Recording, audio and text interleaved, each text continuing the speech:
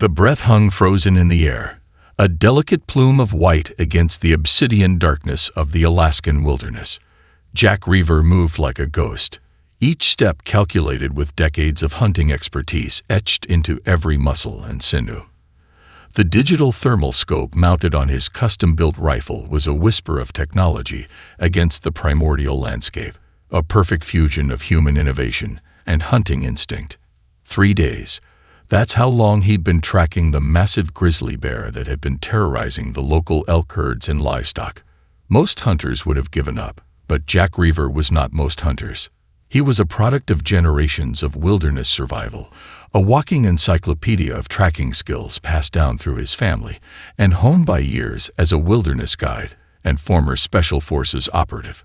Overhead, invisible to the naked eye, a series of advanced alien surveillance drones hummed with quiet technological precision. Chief Analyst Tarnath of the Zortak Confederation watched the live feed, his multi-chambered heart racing with an emotion close to what humans might call fascination. The alien monitoring system was unlike anything humanity had developed. Quantum-encrypted data streams captured every microscopic detail. The slight shift of Jack's weight, the barely perceptible movement of his pupils, the almost imperceptible twitch of muscles that signaled imminent action. Sarnoff had been studying emerging species for 7 galactic cycles, but nothing could have prepared him for what he was witnessing. Jack's fingers, calloused and steady, adjusted the scope. His breath control was supernatural. Each exhale measured, controlled, a technique learned from years of long-range hunting and military sniper training. To the Zortak observers, it was more than a hunting technique. It was a demonstration of psychological warfare. The bear was massive, easily 1,200 pounds of pure muscle and predatory instinct. But Jack wasn't just watching the bear. He was becoming part of the landscape, understanding its patterns, its fear, its potential movements. He'd studied its tracks for days, analyzed its kill sites, understood its territory with a precision that bordered on the mystical. Tarnoff zoomed in on the human's eyes. There was something there that defied the Zortak's comprehensive xenobiological databases, a combination of patience, calculation, and a predatory intelligence that seemed to transcend physical limitations. Analyze subsection Gamma 7. Sarnoff commanded his junior research assistant, a young Zortak named Krelmix, who was rapidly becoming overwhelmed by the data. Krelmix's tentacle-like appendages danced across holographic interfaces, remarkable neural activity detected. The human appears to be processing environmental data at a rate that exceeds our predictive models by approximately 287%.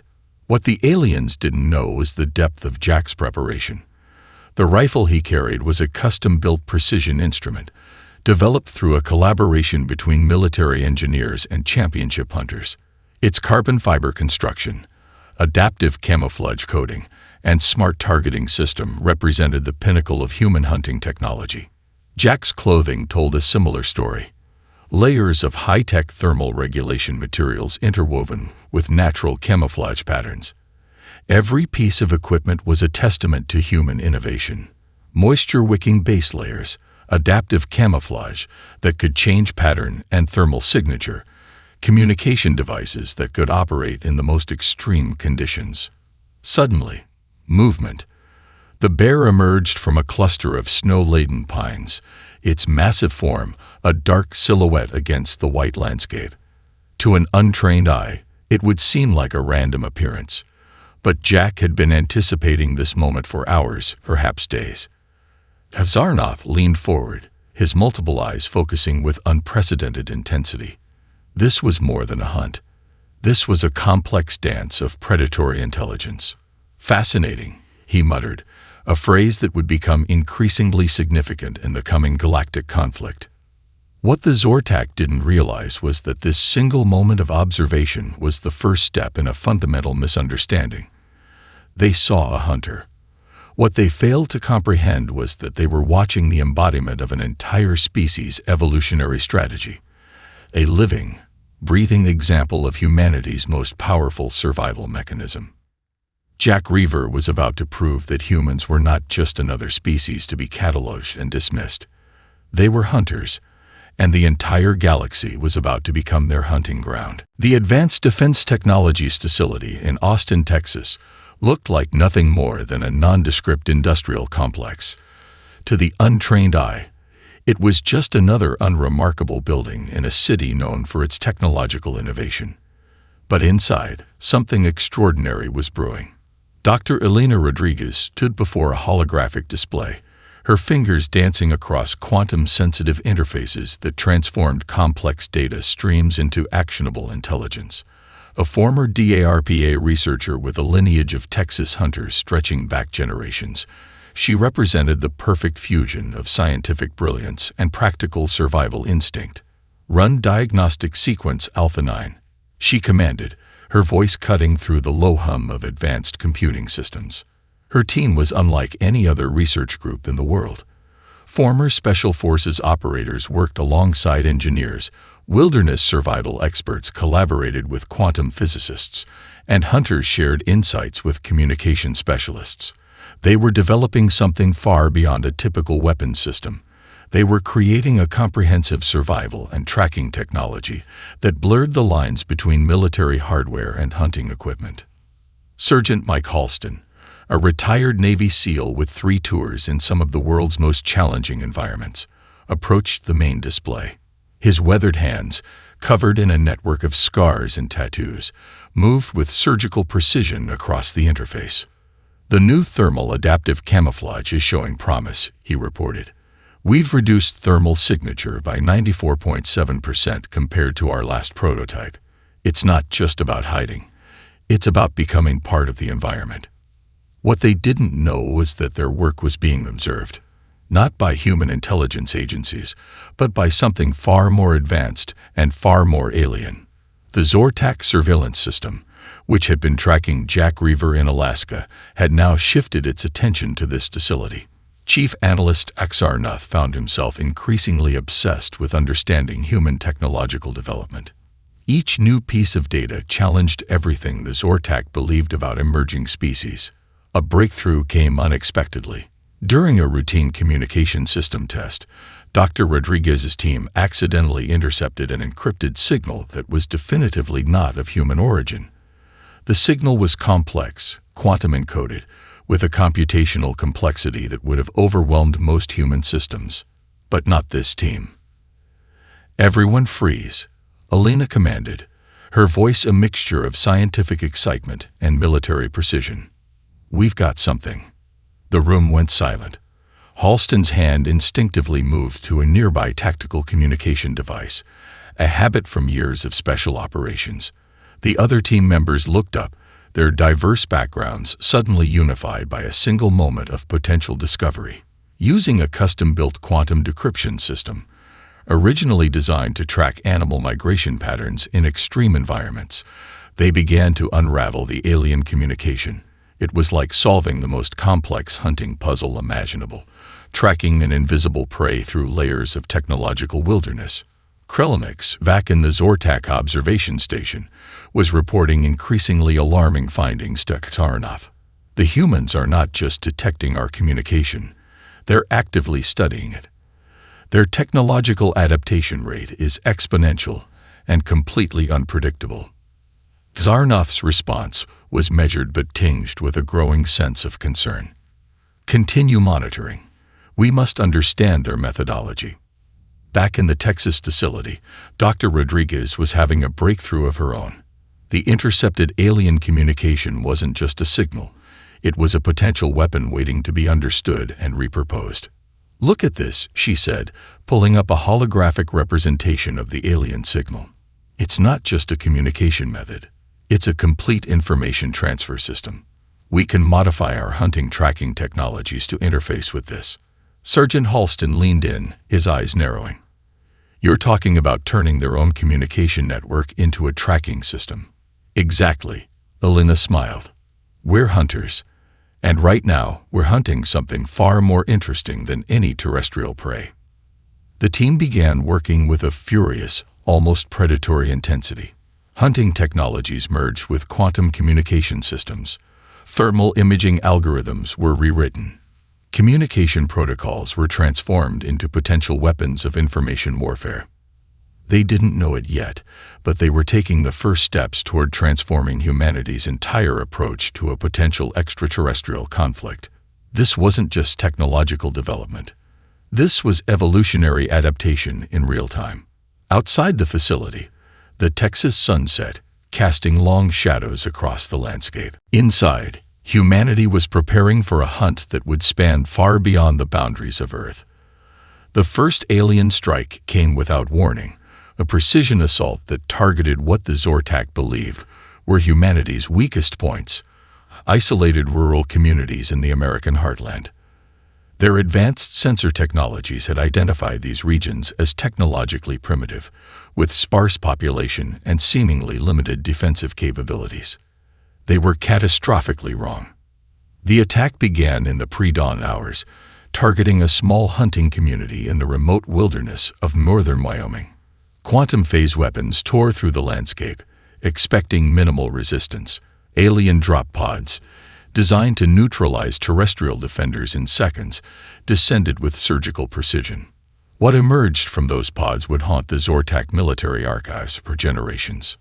Sarah Whittaker, a 52-year-old rancher and former Marine Corps veteran, was already in motion before the first alien weapon discharge. Her hunting rifle, a custom-built precision instrument that had taken her 3 years to perfect, was not just a weapon, but an extension of her very being. The local community had been preparing for something like this their entire lives, though they never knew exactly what this might be. Within minutes, the hunters and veterans of the community were organized, not through complex communication systems, but through generations of shared survival experience.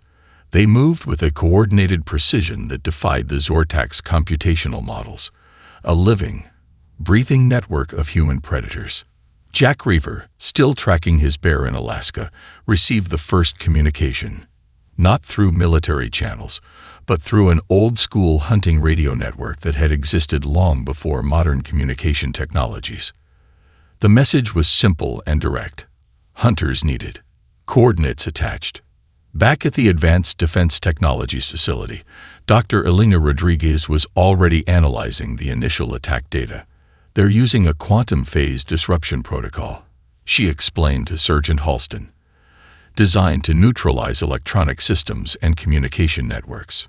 Halston's response was immediate, except we're not just an electronic network. We're a cultural network. The alien strategists had made a fundamental miscalculation. They saw communities. Humans saw hunting grounds. They identified potential targets. Humans saw potential prey. In Wyoming, Sarah Whittaker's network of hunters began their counteroffensive. Hunting blinds became tactical positions. Deer tracking skills transformed into alien movement analysis. The terrain itself became a weapon. Every ridge, every tree line, every snow-covered valley was a potential trap.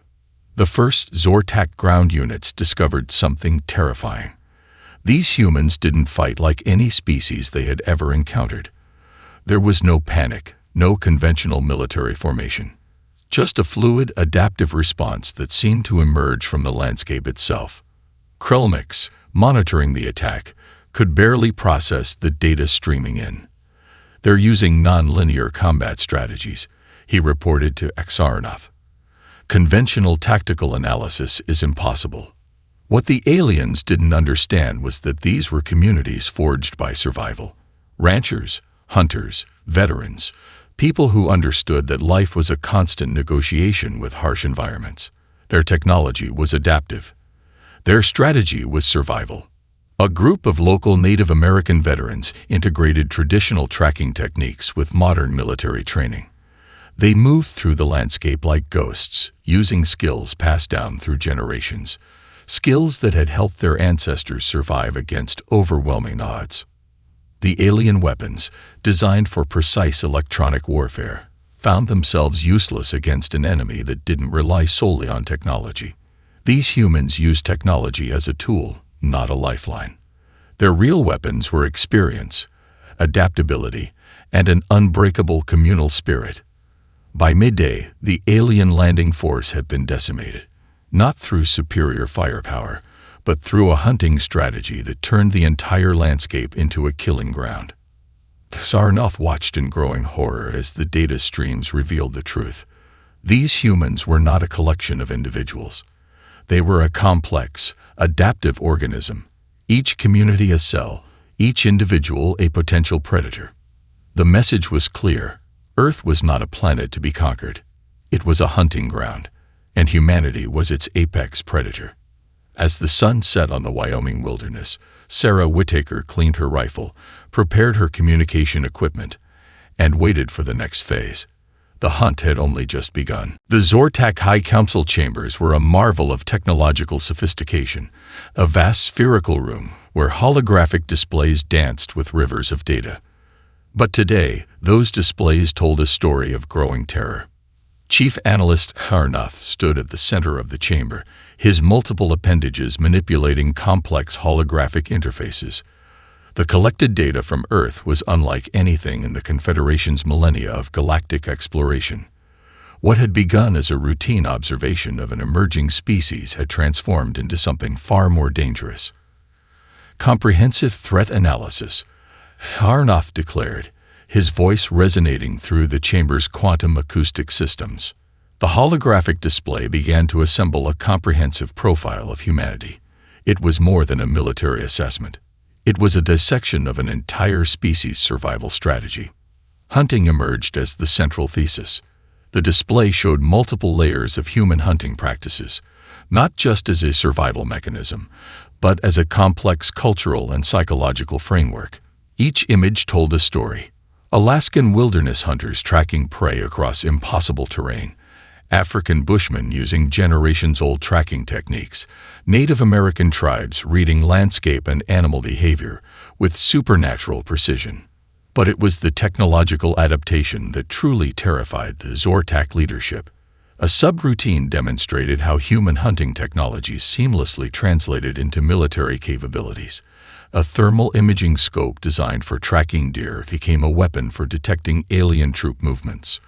A long-range hunting rifle transformed into a precision anti-spacecraft weapon. Communication devices developed for tracking big game now coordinated complex military responses. Krelmix, Sarnoff's assistant, began presenting specific data points. Observe the psychological profile, he indicated, bringing up a complex neural mapping of human decision-making. Where alien species relied on pure computational logic, humans demonstrated something far more dangerous, adaptive intuition. Their decision-making process wasn't a linear algorithm, but a complex web of experience, cultural knowledge, and instantaneous adaptation. The Wyoming confrontation became a critical case study. The alien attack force had used what should have been overwhelming technological superiority. They possessed quantum phase weapons, adaptive camouflage, and computational targeting systems that should have neutralized any terrestrial resistance in moments. Instead, they had been systematically destroyed by a community of hunters and veterans who treated the entire conflict as an extension of their hunting experience. They do not see conflict as we do, Sarnoff explained to the High Council. For humans, hunting is not just a survival skill. It is a fundamental approach to understanding and interacting with their environment. The data visualization shifted, showing how human hunting practices had evolved. From prehistoric survival techniques to modern technological hunting, each stage represented a quantum leap in adaptive capability. Humans didn't just hunt animals, they hunted knowledge, technological solutions, survival itself. A particularly chilling segment showed how quickly human communities could integrate new technologies. What took the Zortak generations to adapt, humans accomplished in months, sometimes weeks. Their technological ecosystem was not a rigid structure but a living, breathing organism of constant innovation. The hunting rifle became a metaphor for human potential. Each generation improved the design, added new capabilities, adapted to new environments. It was more than a tool. It was a symbol of human evolution. We are not dealing with a species, Sarnoff concluded, his voice a mixture of scientific fascination and growing dread. We are confronting a planetary hunting system. Every individual is a potential predator, every community a potential trap. The holographic display zoomed out, showing Earth not as a planet, but as a complex, interconnected hunting ground. Mountain communities, desert survivors, Arctic researchers, each group represented a different adaptation, a different hunting strategy. The Zortak High Council fell silent. A comprehensive threat assessment was clear. Humanity was not just another species to be cataloged or controlled. Humanity was a hunter, and the entire galaxy had just become its hunting ground. Axarnoff's final recommendation was simple and terrifying. Recommend immediate comprehensive reassessment of our galactic expansion strategies. Humanity represents an unprecedented threat. The chosen landing zone was a calculated risk, a remote Alaskan wilderness area that the Zortak's advanced sensors had identified as a low-threat environment. Minimal human population, extreme terrain, and seemingly limited technological infrastructure.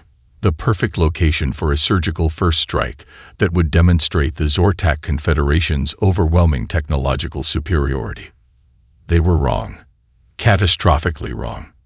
The initial assault group consisted of 3 advanced quantum-phase dropships, each carrying a specialized combat unit designed to neutralize any potential resistance within milliseconds of touchdown. Their adaptive camouflage systems could theoretically render them invisible to even the most advanced human detection technologies. Jack Reaver saw them coming long before their sensors could detect him.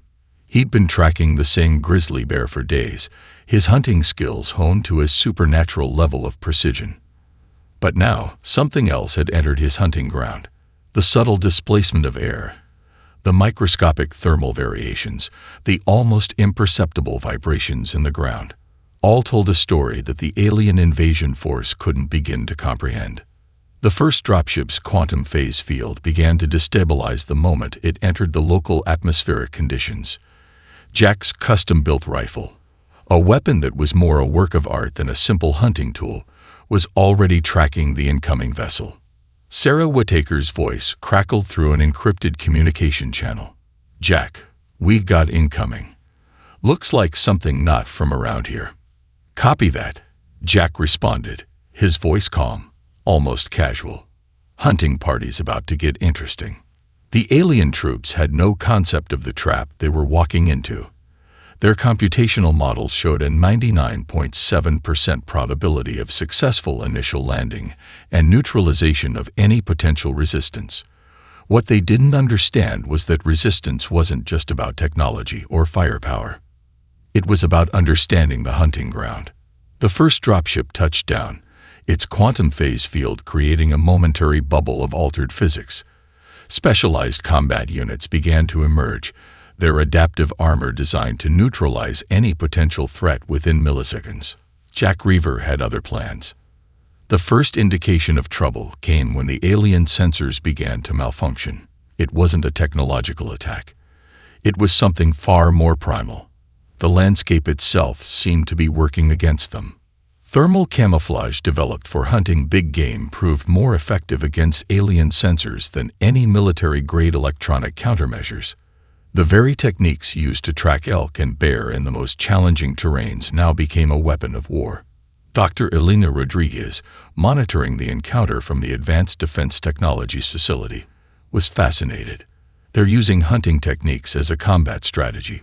She muttered to Sergeant Halston, "It's like they're treating the entire alien invasion as the ultimate hunt."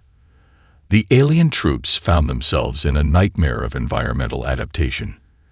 Every rock, every tree, every microscopic variation in terrain became a potential threat. Hunting blinds transformed into tactical positions. Tracking skills developed over generations became a weapon more precise than any computational targeting system. Krelmix, monitoring the encounter, could barely process the incoming data. "Impossible," he reported to Axarnoff. "Their combat effectiveness defies all known tactical models." What the aliens didn't understand was that they weren't fighting a military force. They were being hunted. Jack's first shot came with surgical precision. Not to kill, but to demonstrate. A quantum phase dropship's critical system disabled with a single calculated shot that seemed to defy the laws of physics.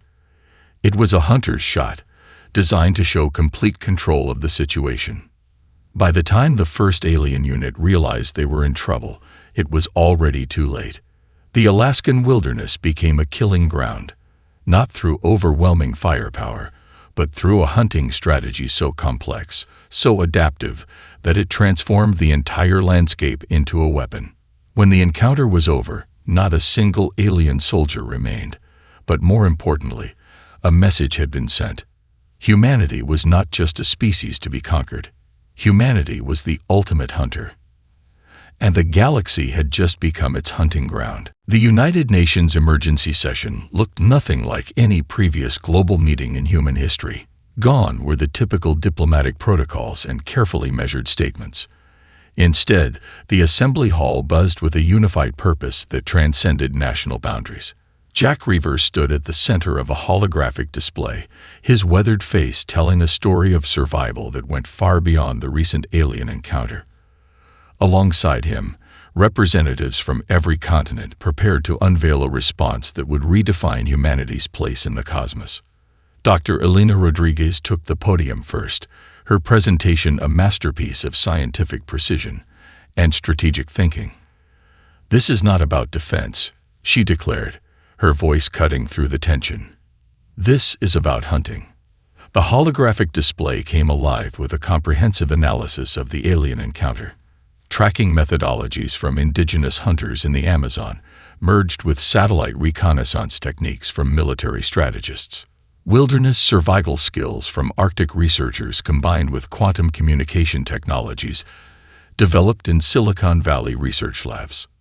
Sarah Whittaker, representing a coalition of veteran and hunting communities, provided a crucial perspective. "Every environment is a hunting ground," she explained, "and we've been preparing for survival our entire lives." The global response was unlike any military mobilization in human history. It wasn't about creating a unified military force, but about transforming every human community into a potential hunting network. In the Brazilian rainforests, indigenous tracking experts began developing communication protocols that could operate beneath alien detection systems. Their centuries-old techniques for moving undetected through dense environments became a blueprint for global resistance. Mongolian horse archers shared communication techniques that had survived for thousands of years, providing insights into long-range coordination that defied modern technological assumptions. Their ability to communicate and coordinate across vast, challenging terrains became a critical component of the global strategy. Arctic research stations transformed into forward observation points. Their extreme environment survival techniques became a template for potential extraterrestrial conflict zones. Scientists who had spent years studying survival in those challenging environments on Earth now became crucial strategic assets. Sergeant Mike Halston, coordinating with international special forces units, developed a training program that was part military tactics, part hunting workshop. "We're not building an army," he explained to assembled military leaders.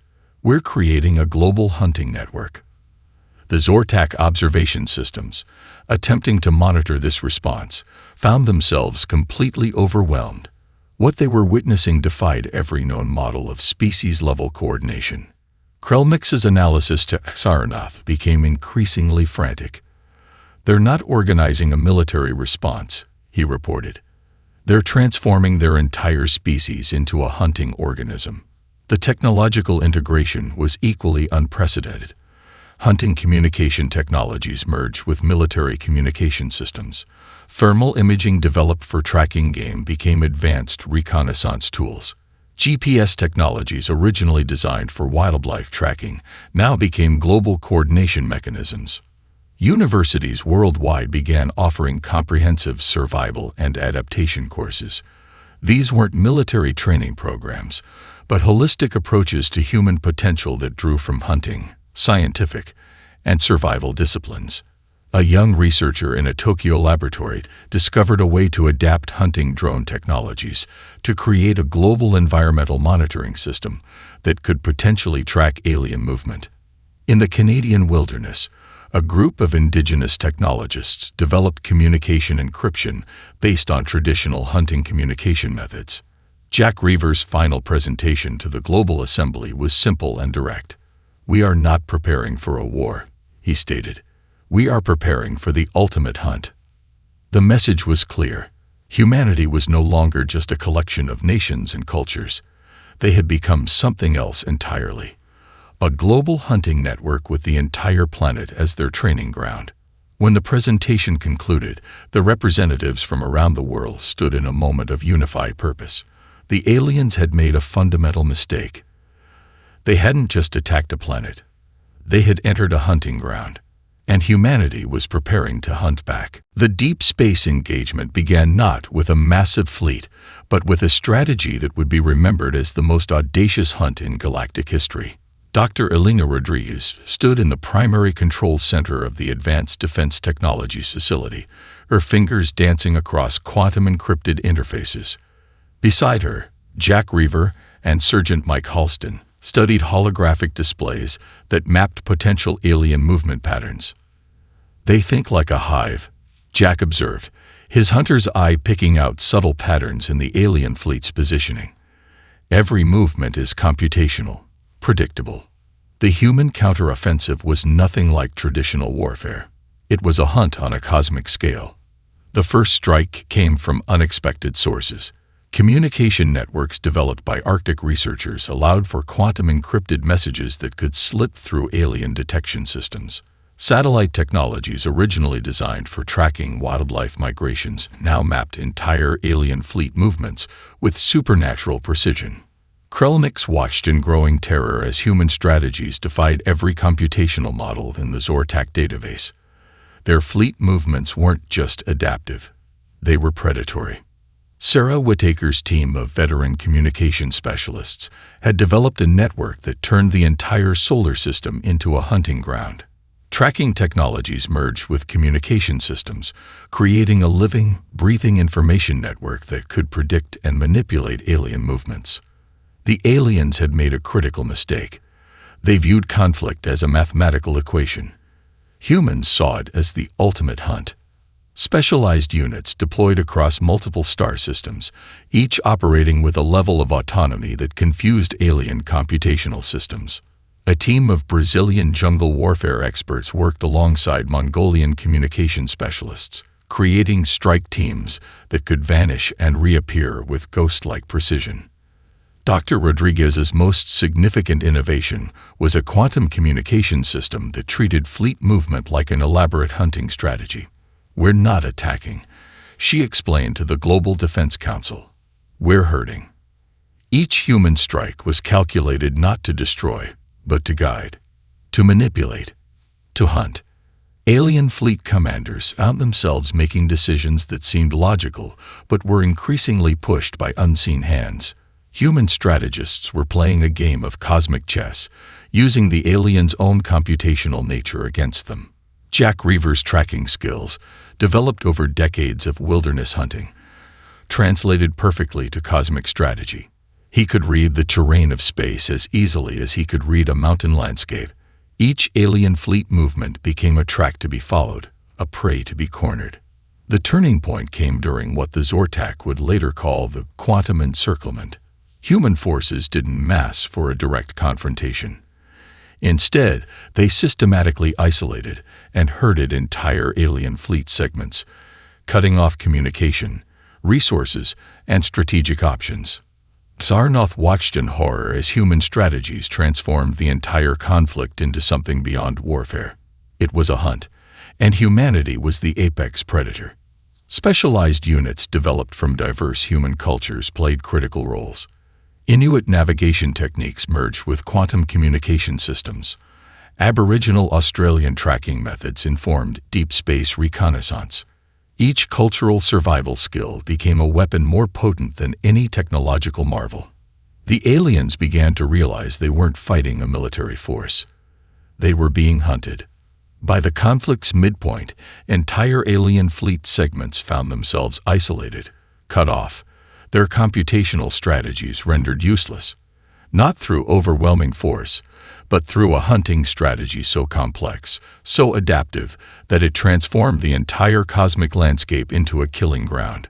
Sergeant Halston's final strategic briefing was simple and chilling. "We're not conquering," he told the Global Defense Council. "We're hunting, and the galaxy is our hunting ground." When the dust settled, the Zortak Confederation had lost over 60% of its deep space fleet, not through direct confrontation, but through a hunting strategy that turned their own computational nature against them. Humanity had done more than survive. They had hunted, and the galaxy would never be the same. The final confrontation was not a battle. It was a hunt. Sarnoff stood before the Zortak High Council, his once proud form now a shadow of its former self. The holographic displays told a story of complete and total defeat, not through overwhelming force, but through a hunting strategy so complex, so utterly alien to computational thinking, that it defied comprehension. Jack Reaver sat in the primary command center of humanity's first deep space station, a facility that was part military installation, part research center, and part hunting lodge. Beside him, Dr. Elena Rodriguez and Sergeant Mike Halston monitored the final stages of what would become known as the Cosmic Hunting Campaign. "They're cornered," Jack observed, his voice calm and clinical, just like any prey. The Zortak Confederation had been systematically herded, isolated, and neutralized. Not destroyed, managed, contained. The difference was crucial. Sarah Whittaker's global network of communication specialists had transformed the entire conflict into something beyond traditional warfare. It was a hunt that spanned multiple star systems, using every human survival skill, every technological innovation, every cultural adaptation as a weapon. The final message to the Zortak High Council was simple and direct. "You entered our hunting ground," Dr. Rodriguez stated, her presentation a masterpiece of scientific precision and strategic thinking. "Now you will learn what that means." The terms of surrender were unlike any in galactic history. The Zortak were not to be eliminated, but managed, contained, studied. Much like a carefully managed wildlife preserve, humanity would now oversee the Zortak's future development. Krelmix, once Xarnoff's assistant, now served as a liaison between human researchers and the remaining Zortak leadership. The transformation was complete, from potential conquerors to a managed species under human oversight. Global celebration was tempered by a deeper understanding. This was not a victory of violence, but a victory of strategy, of survival, of hunting. Universities worldwide began developing new fields of study. Xenohunting became a legitimate academic discipline. Courses merged military strategy, cultural anthropology, technological innovation, and hunting techniques from around the globe. The first Interstellar Hunting and Preservation Institute was established in a facility that combined elements of a research center, a military academy, and a wilderness survival school. Its mission was clear: to manage, to study, to preserve the delicate ecosystems of galactic life. Jack Reaver's final report to the Global Defense Council was characteristically direct. "We're not conquerors," he explained. "We're hunters, and our job is to manage the hunting ground." The cosmic landscape had changed forever. Humanity was no longer just a species confined to a single planet. They had become the apex predators of the galaxy, not through brute force, but through an unparalleled ability to adapt, to track, to understand. Avzarnoth's final transmission to the remnants of the Zortak Confederation was a profound admission of defeat. Humanity, he reported, does not see the universe as a place to be conquered. They see it as a hunting ground to be managed.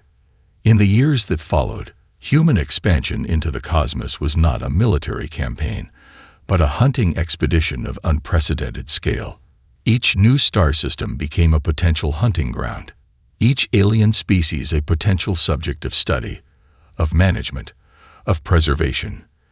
The universe had learned a critical lesson. Humanity was not just another species. They were hunters, and the entire cosmos was their hunting ground. In the primary command center, Jack Reaver allowed himself a rare smile. The ultimate hunt was just beginning.